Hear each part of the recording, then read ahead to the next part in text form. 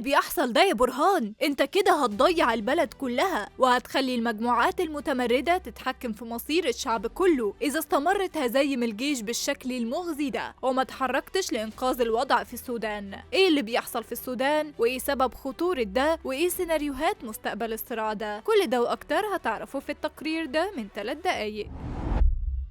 من يوم 15 إبريل اللي فات والسودان بيعيش في حالة صراعات ومواجهات مستمرة بين قوات الجيش بقيادة الجنرال عبد الفتاح البرهان وقوات الدعم السريع بقيادة الجنرال محمد حمدان دقلو وشهرته حميدتي. في البداية كانت المواجهات دي بتميل لصالح قوات الجيش واللي كان الطيران عامل حاسب لصالحها في الصراع فعلا، وقدرت بفضل الطيران ده في منع سيطرة الدعم على الخرطوم في الأيام الأولى للهجوم. لكن بعد كده بدأت قوات الدعم السريع في الشهور القليلة اللي فاتت تستعيد زمام المبادرة تاني في الصراع، خصوصا وانه كان من الواضح جدا ان قوات حميدتي بيجيلها مساعدات عسكرية من بره السودان زي الطيارات المسيرة والمقذوفات الحديثة وحتى تواجد قوات أجنبية بتقاتل جنبها في المعارك. كل العوامل دي كان ليها تأثير مباشر على سير المعارك في السودان وانعكست على وضع قوات الدعم السريع اللي قدرت تسيطر على مواقع عسكرية ومدنية استراتيجية في الخرطوم ومناطق دارفور، زي سيطرتها مؤخرا على قاعدة جبل أولياء العسكرية واللي تعتبر من أهم المناطق العسكرية في جنوب الخرطوم. كمان نجحت قوات الدعم السريع في السيطرة على مدن حيوية في دارفور، وبقى بيحاولوا إنهم يسيطروا على كل السودان، في حين إن الفرقة 15 و16 التابعين للجيش السوداني واللي كانوا بيحاولوا يصدوا هجمات قوات الدعم تعرضوا لهزيمة نكراء وانسحبوا قدام قوات الدعم.